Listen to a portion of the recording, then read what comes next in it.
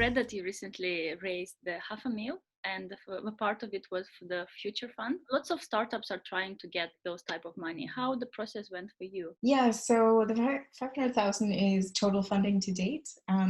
So what we had original plan was to close a bigger round, sort of around now or like in June. But when we were in talks in March, all conversations sort of stopped because I think many investors were just assessing the situation like the rest of the world. So we quickly had to find or reassess our plans. And fortunately, we had really supportive investors from the first round where, they stepped in and said, we're happy to support you guys. And then we were fortunate that by having that pool of money, we could then get match funding from the Future Fund. So we are fortunate that we lived up to the criteria and we had really supportive investors on board already.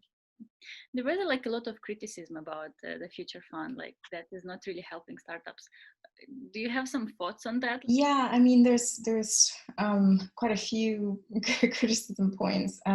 One is obviously that it's not SEIS or EIS eligible, which means that it's hard for private investors or angels to go in because they don't get this tax benefit, which then in turn excludes many early stage founders and leave it sort of up to venture capital funds to make use of the Future Fund. And then there's the whole sort of diversity issue around that because VCs are traditionally not investing in diverse founders. So the Future Fund has sort of been criticized to exacerbate that. There are probably some truth to that criticism, but I think in a crisis, it's hard for a Future Fund to try and solve all of the problems that are already in the industry.